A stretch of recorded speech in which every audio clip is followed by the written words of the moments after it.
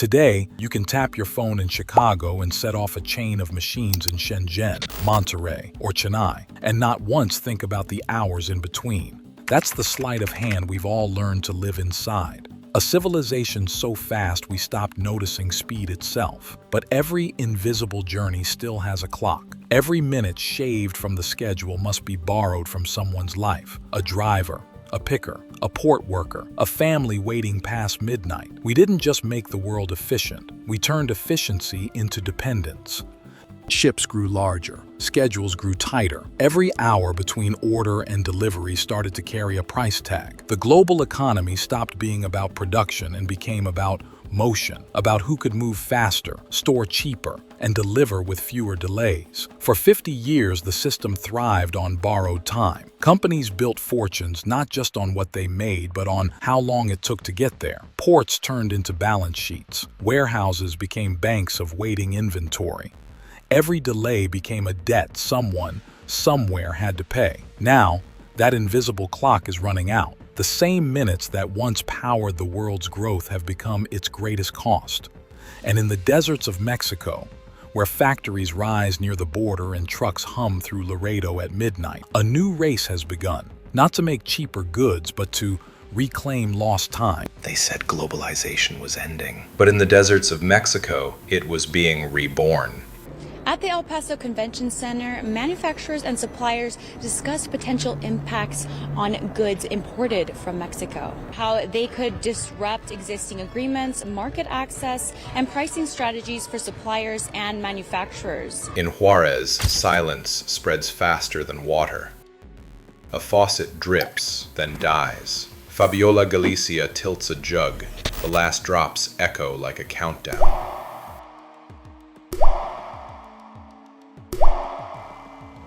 Her phone buzzes. Shift canceled. Not because of her, but because somewhere a shipment never came. Trucks jammed at the Laredo Bridge. Engines growl. Headlights carve through dust. A single shift stopped in Juarez because a global system blinked. And when it blinked, the world quietly flipped. How did one canceled shift mark the moment Mexico dethroned China and rewired globalization itself? For 3 decades, Made in China was the anthem of globalization. Factories from Guangzhou to Shenzhen fed the world's hunger for speed. Then 2023 happened. Trade graphs tilted, China slipped, Mexico surged. The busiest U.S. trade hub wasn't Los Angeles anymore. It was Laredo, Texas. What once took weeks to sail now takes days to drive. The supply chain didn't collapse. It contracted.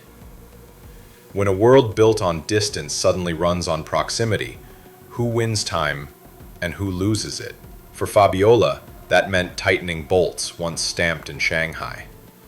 For Washington, a lifeline. Resilience by proximity. For the world, a fracture. Globalization splitting into regions. Every empire of speed is built on borrowed time. Trade wars, pandemics, ports in chaos.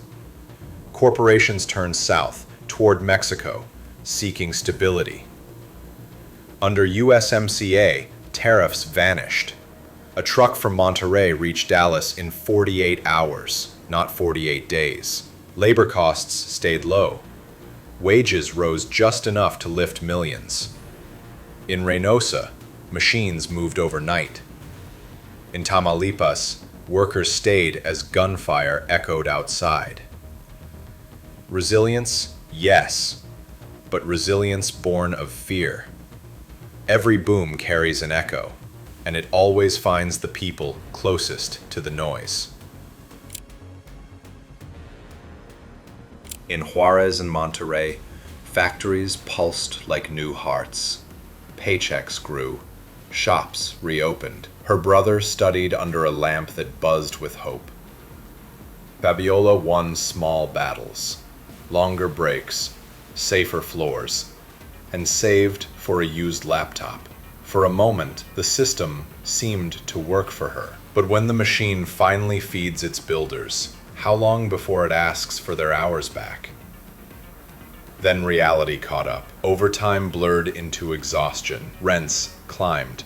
Groceries doubled. The tap still ran dry.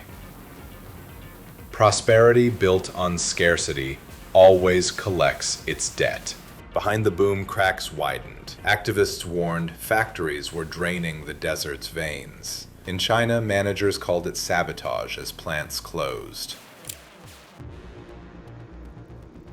In Washington, a new phrase took root: friend-shoring. It sounded like cooperation. It was control. Agencies mapped lithium, chips, rare earths, and circled Mexico. Factories followed policy like iron to magnet. Tesla in Nuevo León, BMW in San Luis Potosi, Intel in Malaysia, Apple in India. It wasn't deglobalization, it was realignment.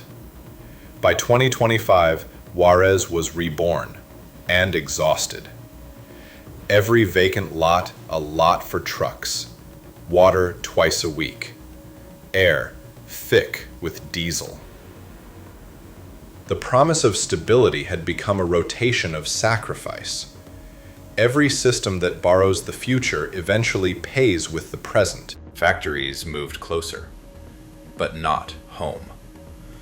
Every crate stamped "Made in Mexico" is proof of a quiet rebellion. A supply chain coup executed without soldiers, only contracts. Fabiola joins the crowd, chanting for water and wages. Her sign rises. Agua es vida. For her, survival. For Mexico, defiance. For the world, a reminder. Every chain can snap. Rain over Juarez. Trucks rumble north. Fabiola lowers her sign, drenched, unbroken. Her brother studies, the lamp still flickering. The next time you see "Made in Mexico," remember, it isn't just a label. It's a lifeline, a gamble, a fragile revolution still being written.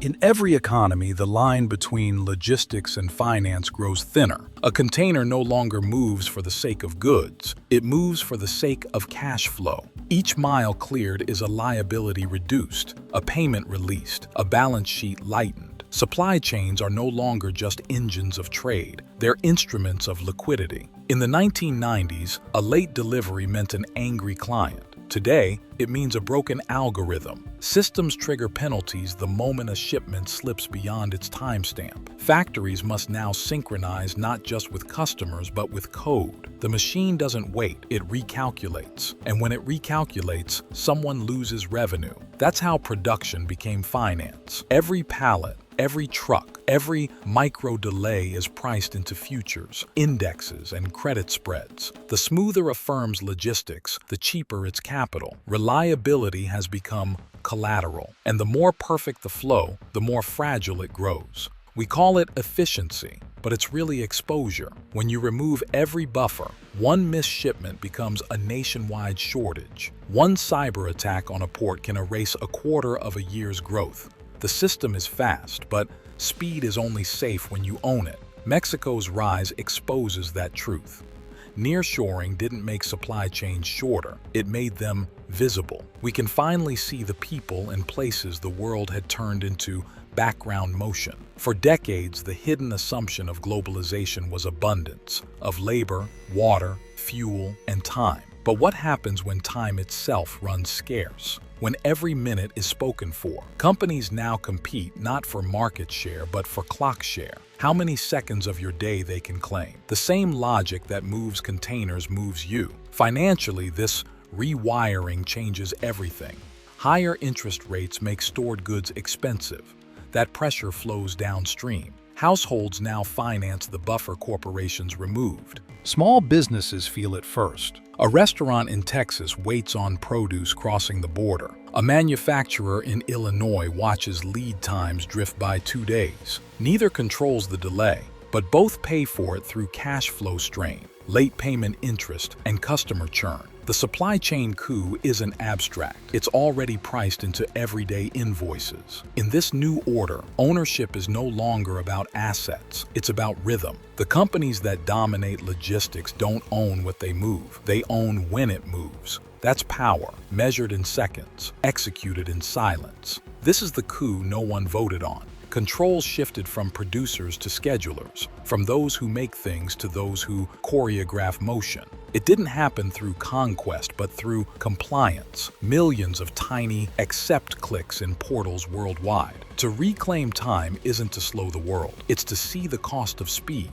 to ask, thoughtful, how much of my day belongs to systems that charge me for waiting? How much could I recover by rebuilding slack where algorithms removed it? Every great network eventually confronts its limit. For globalization, that limit is not distance, it's breadth. If we can rebuild that pause, if we can make room for time to belong to us again, then this coup won't end in control, it will end in balance. In the deserts of Mexico, under the hum of the border lanes, you can hear the new world assembling itself. Not through conquest, but through timing. Not with flags, but with schedules. The question now is simple. When the next shipment leaves, will you be the one setting the clock, or the one living by it?